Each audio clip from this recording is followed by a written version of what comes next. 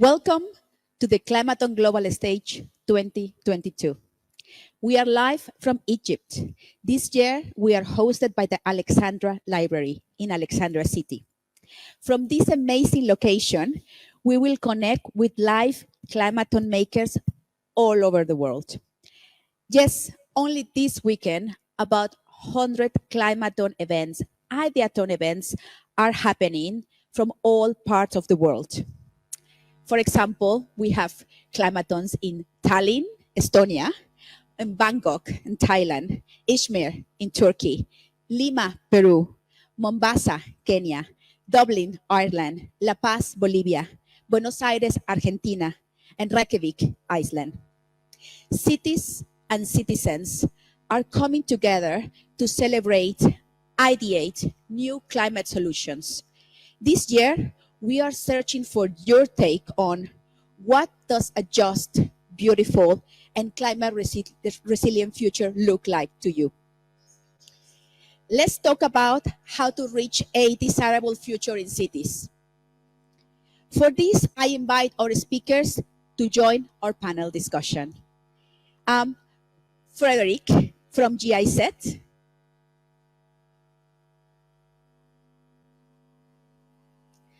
Ronya from Circle Center, a Climaton winning team. And Peter from Smart City Insights. Hello, everyone. How are you doing today? Thumbs up? Amazing. We are here to talk about how to foster innovation communities for climate action. And for this, I would like to start you introducing yourself. Frederick, please tell us about yourself and what is your organization doing to support climate action around the world? Yeah, hi, Samantha. Great to be here with you and this amazing audience out there and my two colleague speakers. My name is Frederick Wilz. I work for GIZ. GIZ is Germany's international development agency. Think of us as like the German version of UNDP, and maybe that's as close as it can get in a one second pitch. So GIZ has been working for decades all around the world, Latin America, Africa, Asia, Central Asia, the Mediterranean. And we've also worked for probably 10 years in the space of startup support, startup ecosystem support. And I mean, with the climate crisis, we figured out, and also the funders of GIZ figured out, the German government, in this case, in the case of the initiative we were talking about, the International Green Climate Fund, that they would like support emerging economies and frontier markets in developing more climate innovations, bringing local climate innovations to the local markets. Because as you can imagine, an innovative climate product from Germany is not necessarily what customers need in, Burkina Faso. So GIZ in the last 2.5 years has developed, with a couple of partners, a new initiative, which will be called the Catalyst Initiative. And we will launch next year the Catalyst Initiative in Latin America and West Africa. And it's all about supporting climate ventures, climate startups from the very early ideation stage up to kind of late seed stage. So they are actually investable for VCs. And it was a great pleasure. And also, I'm very thankful to 3 colleagues from the organization, Benyat, Chris, and Teresa, who work, I think, in the entrepreneurship pillar, because Climate-KIC teamed up with us to launch this initiative. And yeah, we will launch this together. And it's amazing to build on all the experience and the knowledge of Climate-KIC that you have gained in Europe over the last 10 years in this space, and bring it to West Africa, French-speaking West Africa, and Latin America. And again, we will start next year. And yeah, we have funding and support to run these climate accelerator programs for the next 6 years. So very happy, very excited to be at this point now. Thank you so much, Frederick. We're very much looking forward to kickstart the program and the collaboration and expand climate innovation across Africa and Latin America. Now I will turn to you, Ronya. Please tell us about your journey with Climaton and how has Climaton, the ideas, developed since? Thank you, Samantha, and thank you for having Circle Center with you today. So Circle Center is a small non-governmental organization and a non-profit organization, and we are based in Lund in Sweden. And as you mentioned, we were first started in a climathon here in Lund. It's now 4 years ago. The students who started Circle Center 4 years ago are unfortunately no longer active in the organization. They have since moved on because we have this rotating scheme of people working with the organization. So we get a new batch of what we call officers who work with the project for 1 year, and then we rotate and get new, mainly students who are engaged, but also other people from the local community. And since Climathon, we have grown a lot, to say the least. It started off as an initiative to fight plastic pollution and plastic waste, but has since evolved into an organization fighting overconsumption through two main sources, by sharing both physical goods and products, but also by sharing ideas and knowledge. So today we are, as I said, based here in Lund, and we have 700 members at this time of speaking. And we've been active, as I said, 4 years. And what it means to be a member is that you get access to our library of things. And that was kind of the core idea of Circle Center. And a library of things it's like a library, but instead of books, you find anything from camping equipment to kitchen equipment to household items to sewing machines, power drills, all types of things that we need every once in a while, but we don't use daily. So the idea was that if we share this amongst more people, we need to produce less, and there's also less waste formed, and the lifespan of each product becomes longer. But besides that, we also want to share ideas and skills and focus more on cultural consumption rather than the material consumption. And to do that, we have various types of events and skill sharing workshops and repair cafe, and various ways in which we try to promote like alternative ways of having a good time and enjoying ourselves, but without linking it to material consumption, which is harmful for the environment in various ways. So yeah, I think I'll leave it there for now. But so in short, you can say that we've gone from 0 members to 700 members in 4 years. And we've also gone from a library consisting of 3 items to over 1,000 items that can now be borrowed. That's amazing, Ronya. This is what we mean by real communities of climate action. And your example, your organization is so inspiring for this topic. So thank you so much for your introduction. Peter, what can you tell us about the trends and the needs of cities to expand communities of action or climate action?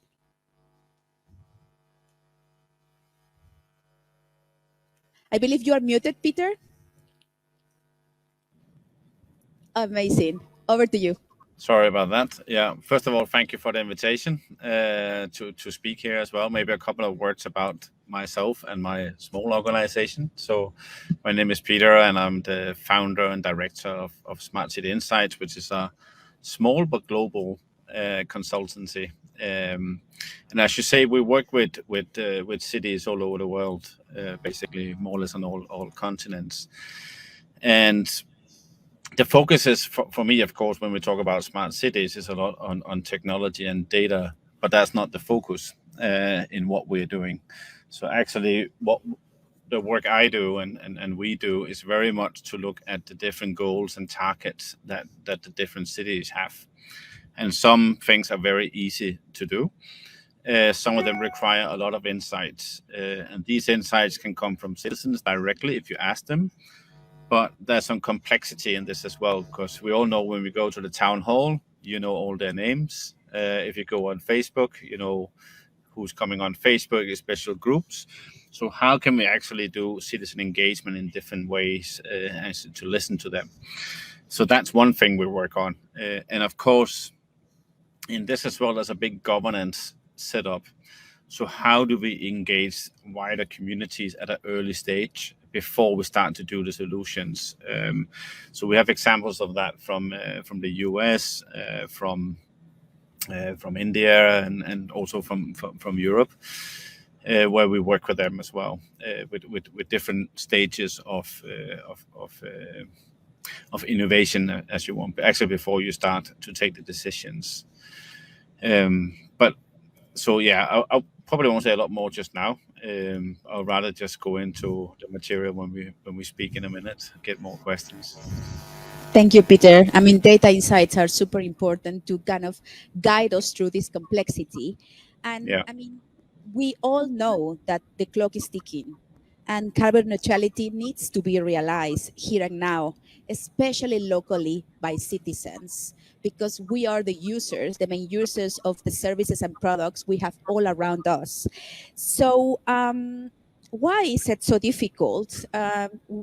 Why don't we see everyone riding bikes and eating vegan food and shopping sustainable? Like, why is it so difficult to achieve change, to change behaviors, to enable carbon neutrality to happen faster? What can you tell us about that?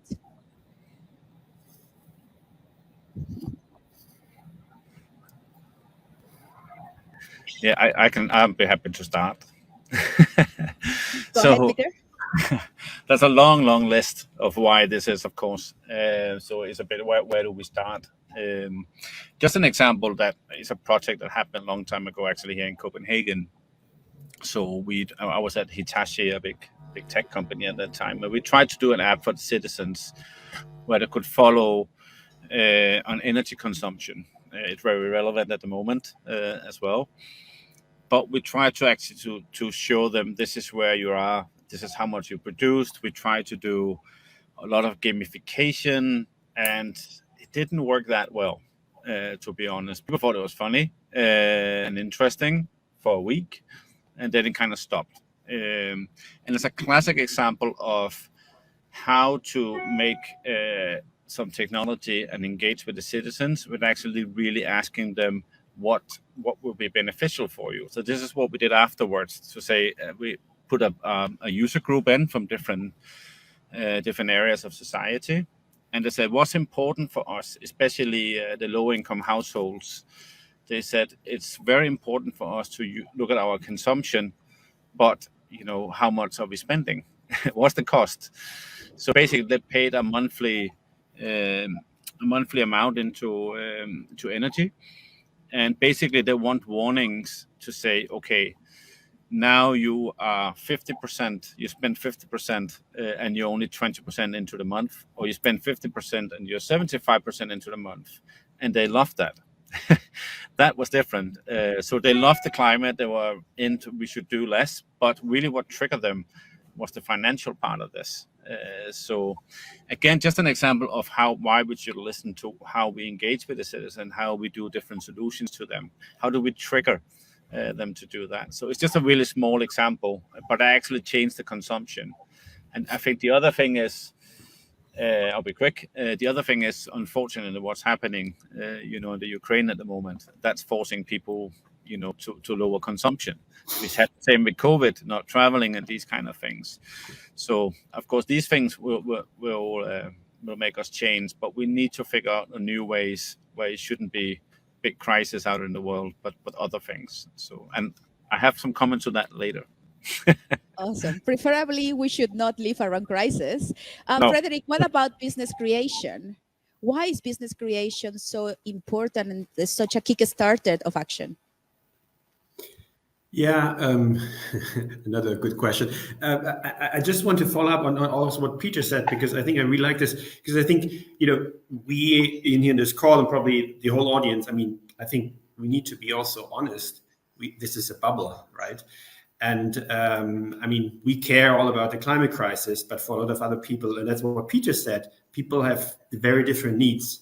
And they first think about their electricity bill, about all the kind of bills they have. And so I think in order to really change behaviors, you can't come with this kind of very abstract, for a few people, or for many people, very abstract still climate crisis, and expect that they change their behavior. No, you need to change their behavior where they can really see an incremental but a significant improvement of their daily life. And then you don't call it, you're saving the climate. You just say, you're reducing your costs here, and you have actually more funding to go with your kid to the cinema, for example.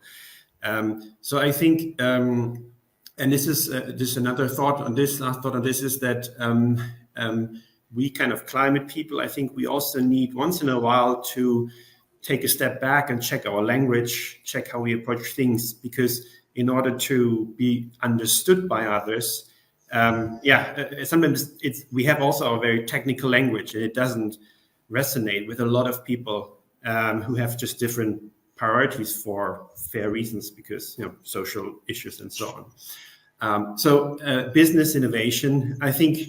I guess we probably would all agree that fighting climate change and the crisis will depend on both behavioral change and technological innovation, because we just don't have much time. We need to bet on both. And so in this regard, equally important is that we encourage and empower local communities, that they come up with technological solutions. It can be low tech. We're not talking necessarily about the Silicon Valley style solutions, but that solutions are most likely sustainable if they have a commercial value that makes them can fund for the costs.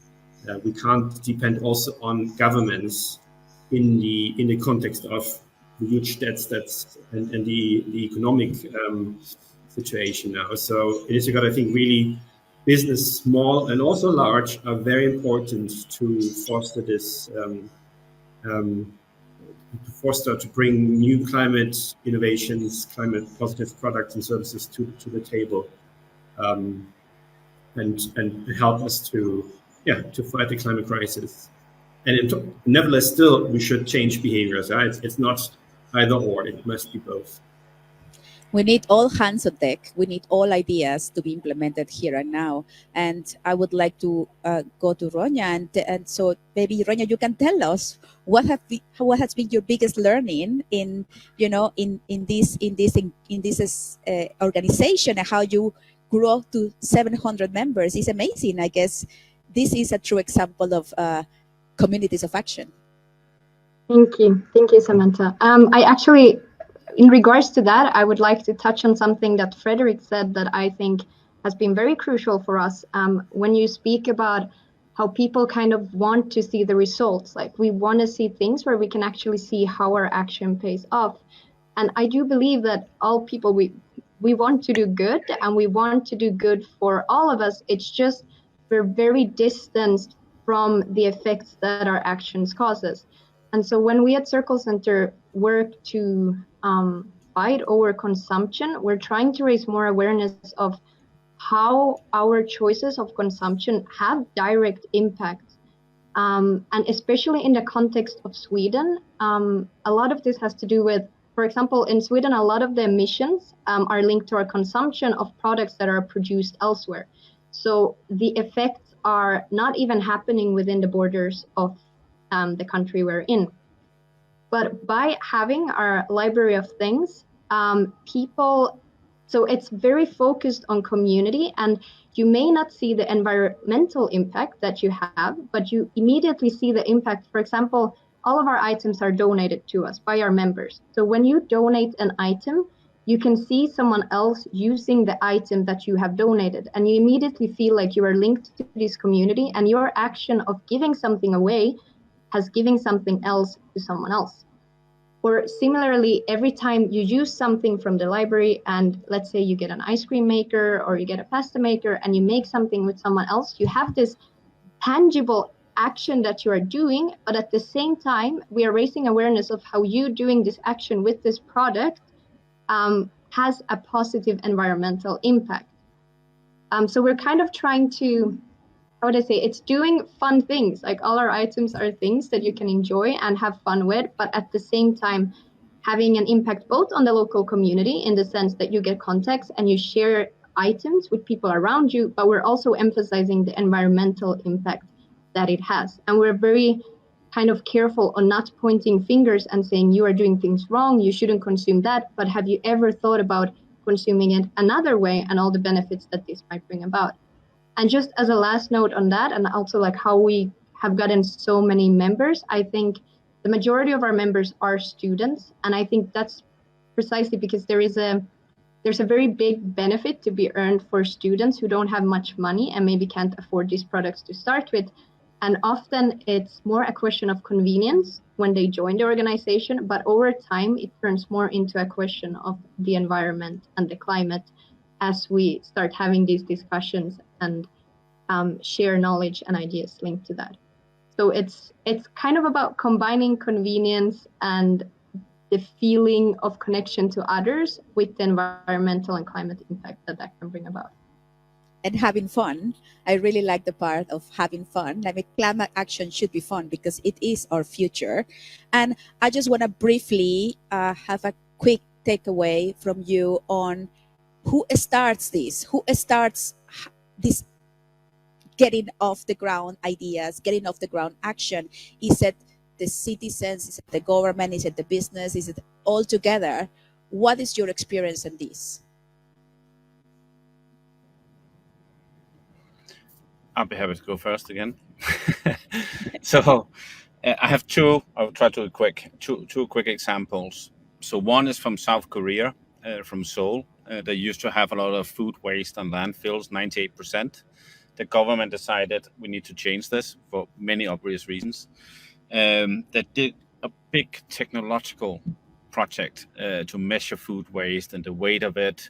Also, they had data where they brought everything and what to use it for, the reuse of the materials and the things they had.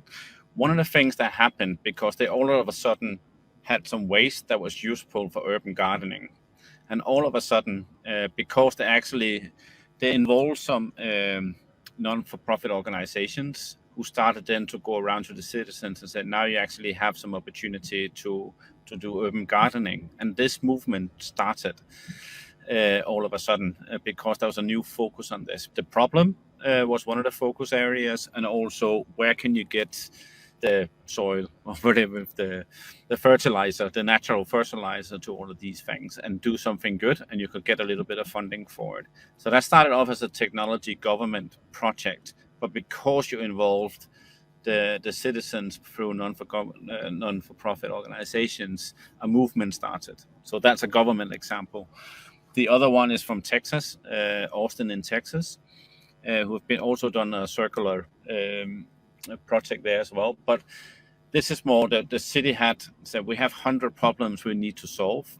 And then the companies in Austin said, well, are you sure this is problems that you need to solve? So the companies asked them to give them the 100 problems. And they also had citizens groups there. And they ended up only having 35 problems worth solving, as they said.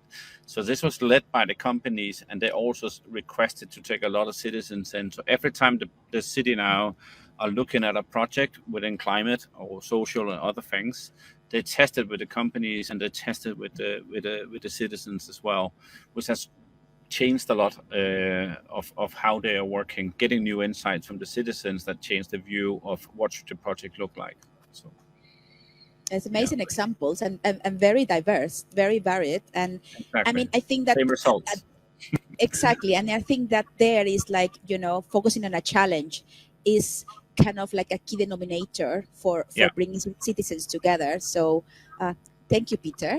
Frederick, what do you think? Who should start this collaboration?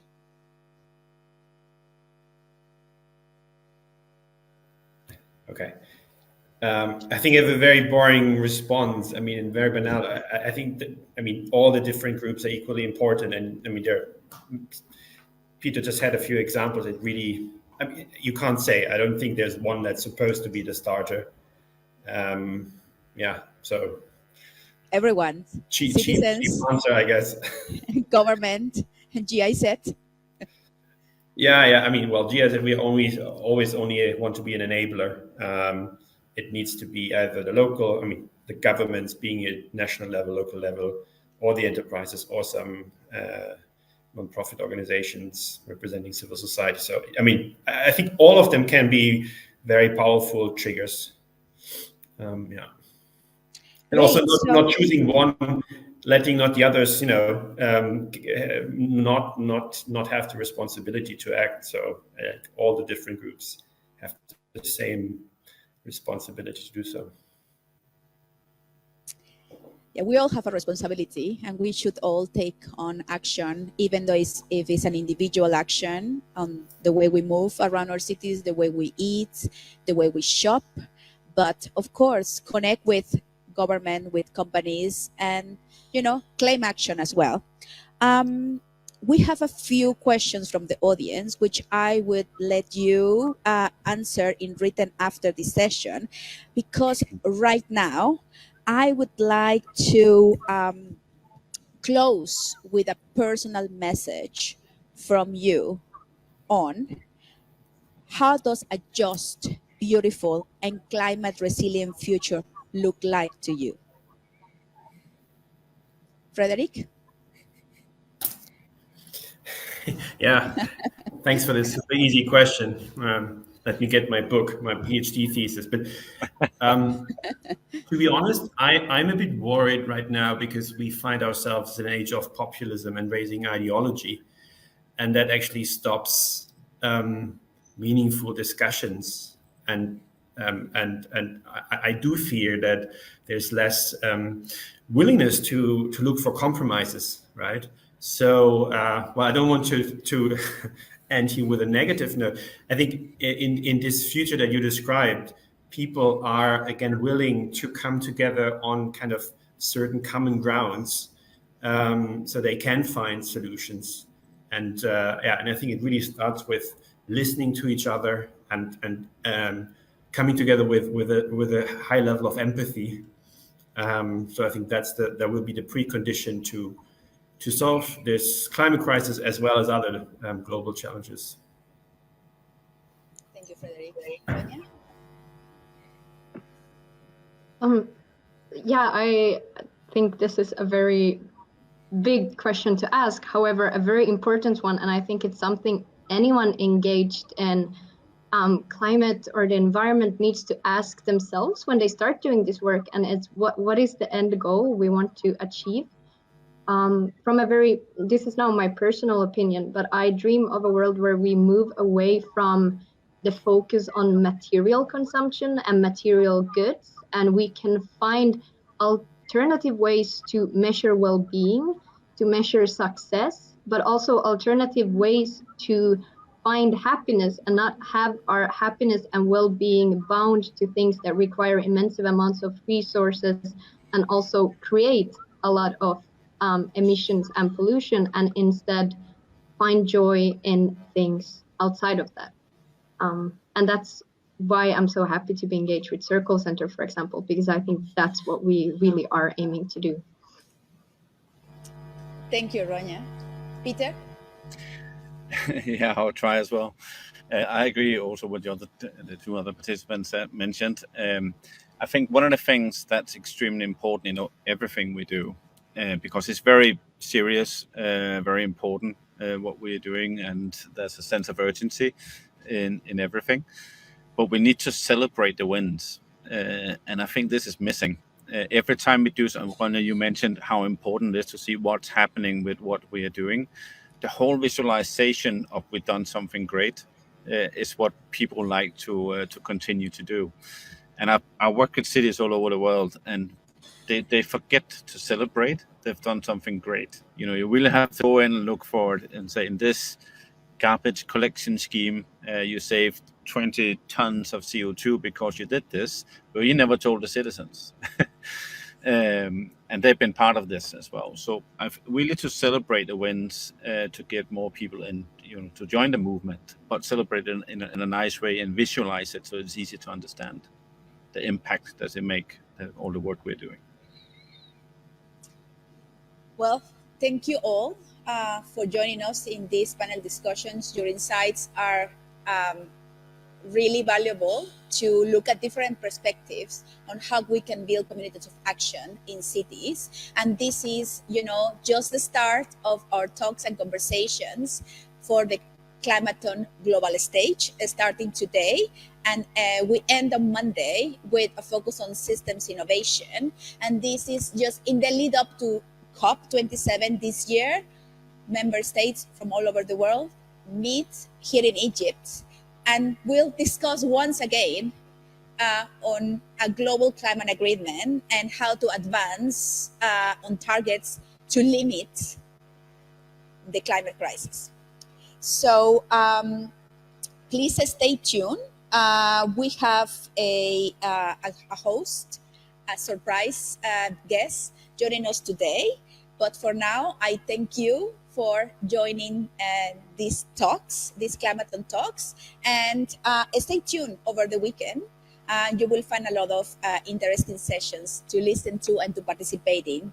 And I invite you to answer some of the questions online that our audience has been asking. So please feel free to take a read and answer some of the questions.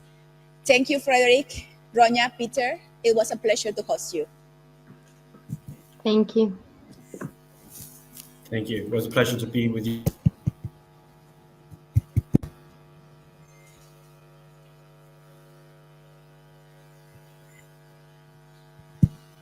Now, stay with us.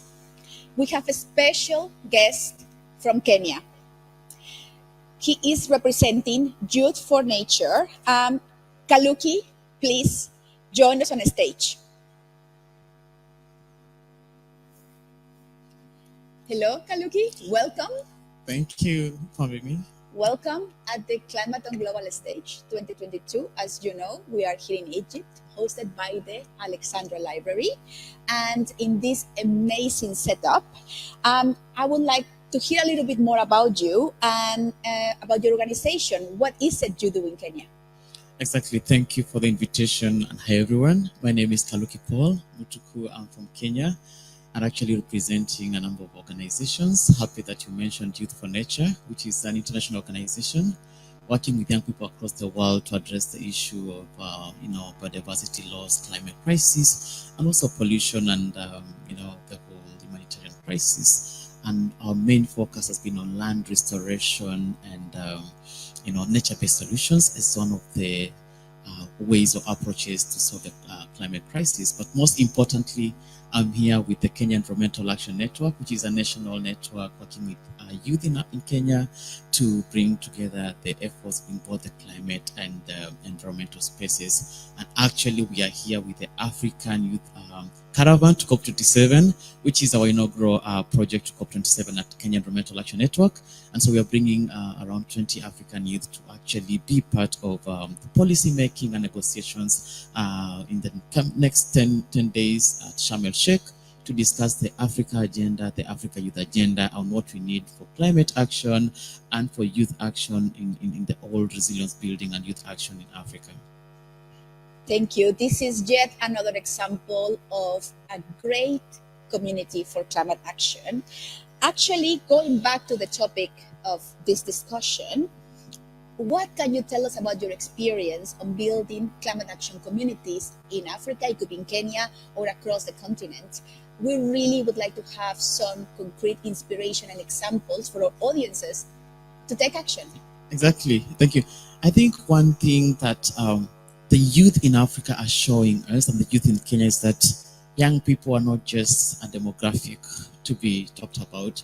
We are not just a group to continue being on the receiving end or being told that we're the, futures of tomorrow. We all believe that young Africans are doing a lot today. They're starting initiatives, they're working on networks, and they are actually impacting the communities in several ways. For instance, starting projects on farming, starting renewable energy innovations, or even creating systems where they can teach their communities on simplified ways on climate issues, right? As opposed to the jargonized approach that we've seen from scientists and everything. So for me, I think a key component of building communities of resilience and climate action would be looking back at these demographics, in my case, youth, and seeing where the investment is to be. Africa, for instance, is the most youthful continent, right? With over 70% of the population being youthful. So if we cannot tap into this potential and actually allow youth to innovate, to use their time to create solutions, but also redirecting the financial resources to support their on-the-ground work, then we are not doing anything. So in fact, what I would say is looking the youth way and really supporting them to continue to build up on their local action and financially supporting them to scale up and come to such spaces like the Climathon, climate conferences and any other conferences that our voice needs to be centered and that our action needs to be heard from across the world. Participation is key. We need the youth. I mean, we need them to be not only part of the discussion, but part of the solutions. And I mean, we experience at Climathon that the creativity of young people around the world is just so inspiring, and it's just what we need to kickstart climate action. Can you tell us a little bit closer about COP27? You are here in Alexandria at the library, and then you are taking a journey to Sharm el-Sheikh, where the COP27, the United Nations Climate Change Conference, will be hosted this year. And once again, it's a COP in Africa. What does that mean for you? And why do you make the trip here to participate? Thank you. So actually, the whole story goes back to last year in Glasgow. So as I mentioned, I'm with Kenya Environmental Action Network.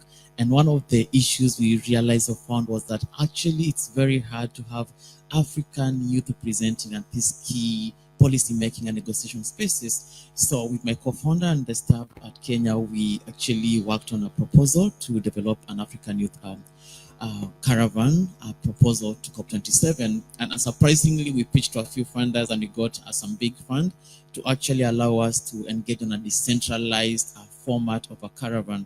So ideally we've not actually worked from our own countries, the 20 of us. It's 20 youth that are actually coming from Southern Africa, Eastern Africa, Western Africa, and Northern Africa, carrying the different messages from what was happening in their sub-regions, and therefore meeting here in Alexandria first to finalize the Africa Youth Statement to COP27 that we will be presenting to the COP27 presidency and the UNFP POSIF in that regard. And then beyond that, how do we then use these youth as agents of change and representatives from their countries to really relay some of these key information? For me, I'd say it's important for us to be here because, number one, we are, like you said, we are creative. We are starting initiatives, restoration projects, and climate education systems in our communities. And these stories need to be heard. We need to bring people at the grassroots to these policy making and negotiation spaces, because if we keep on letting negotiators only in the space, then we are missing on the point. Negotiators are not the people working on the ground. They're not the ones feeling the impacts of the climate crisis. They're not the ones seeing cattle being lost or floods and people having to lose their livelihoods. So indeed, by bringing the youth, us being in Alexandria and taking the whole journey, through Cairo to Sharm el-Sheikh, then represents the story of resilience. It represents the story of action on what young people in Africa are doing, but also gives us the space to meaningfully take part in this key policy making and decision making space, and bringing these solutions that actually need to be told, and to be told by the people who are feeling the brunt of the climate crisis. They need to hear it. They need to hear that you actually hold tangible solutions, creative solutions, and solutions that can be implemented here and now.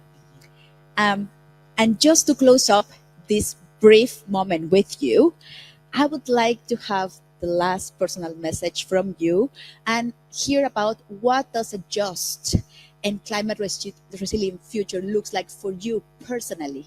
Yes, of course. I always like to start by saying we are living in an egocentric economic system today, And what we need is to move from egocentricity to ecocentricity, that we need to center everything around us in tandem with the laws of nature. That if we must develop economically or otherwise, we need to put center and human beings at this, at the center of the climate action that we were talking about.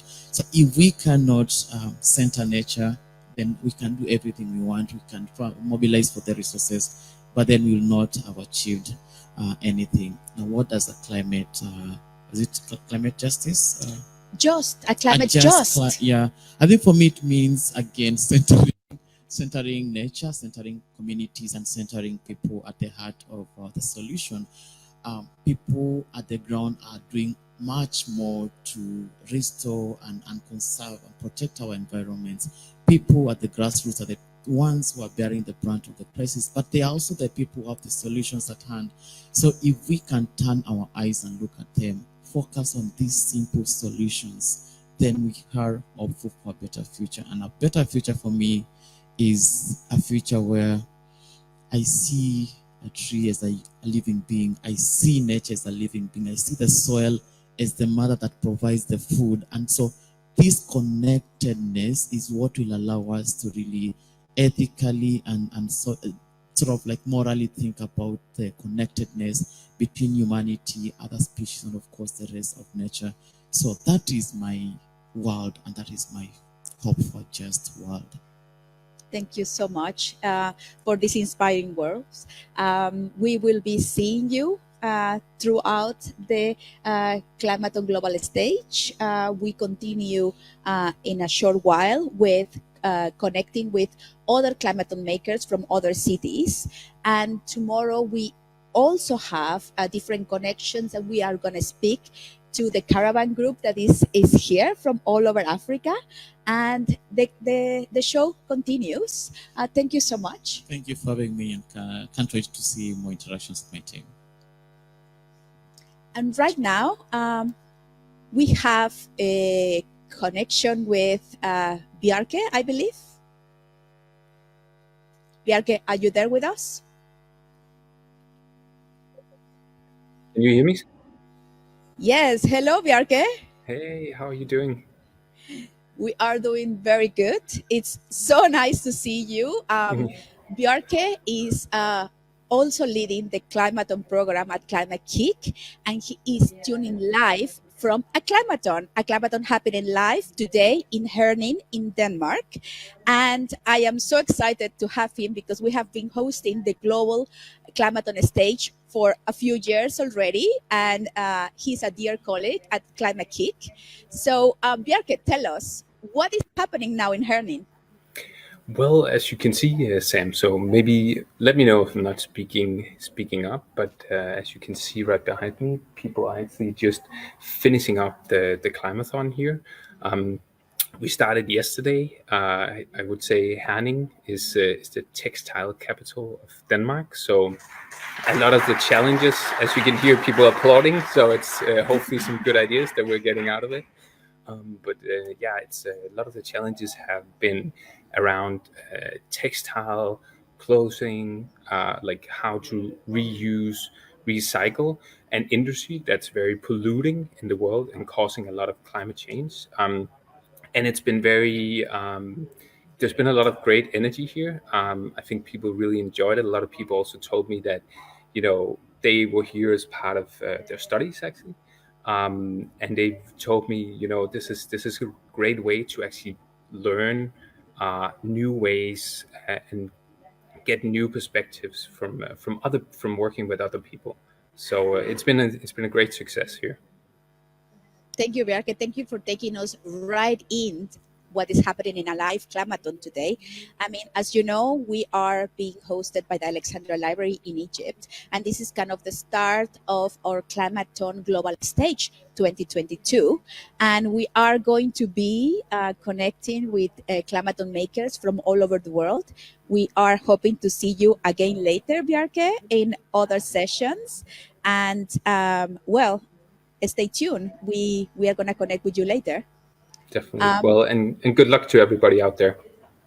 Thank you, Bjarke. Right now, we are going to turn into a small interview with the main coordinator at the Alexandra Library, who is going to tell us about what is the library doing to enable communities of action here in the city.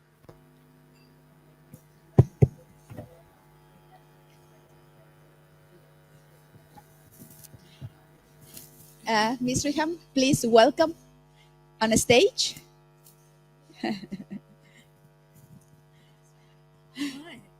Hi. Hi. Hello everyone from the Library of Alexandria, from the Biblioteca Alexandrina. It is nice to have you in Egypt and in Alexandria and the Library of Alexandria. Dr. Riham, thank you so much for hosting the Global Climate on Stage this year. We are tuning live from Egypt. As you know, we are having the COP27 hosted by your country, and we are so proud and excited to be in this iconic location. And we would like to know a little bit more about the library and how is this amazing setup, the museums, the conference, all the planetarium at the Library of Alexandria, enabling youth to take action, to take climate action. The Library of Alexandria has been inaugurated in October 2002, so we have 20 years today. On 16th October 2002, we have today. Last week we have celebrated the 20th anniversary of the Library of Alexandria.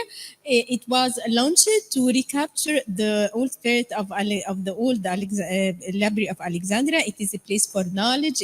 We are here for production and dissemination of knowledge. It is center for learning, for tolerance, for a platform for youth to build their capacity. We have the library is a place for youth. So we have many centers working on youth. We have the sustainable development program and youth capacity building that we participate in the Climate-KIC competition. We have also the library for the youth.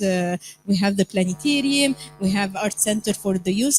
The library is a platform that puts all its effort, all its facilities to help youth to build their capacity and to help them to come with their ideas and to that ideas flies, ideas we are here to discuss together many things, and these ideas can be put on the ground for a better future in general. This is amazing. This is such an important work. And we can see outside of the doors of the venue of the library, youth walking around. We have the Alexandra University right across the street. Yeah. And this makes an amazing connection, an amazing opportunity for youth to expand their knowledge and to participate in programs like the Sustainable Development Program that the library is hosting. We want to thank you so much for hosting us this year. We are going to have you we're going to hear more about you during this weekend, and we are definitely looking forward to tell more about the story of this iconic place. Thank you so much. Thank you so much out there. We are gonna tune in live shortly, connecting with a Climate-KIC maker from another part of the world. Please stay tuned on our Facebook channel, and I'll see you soon.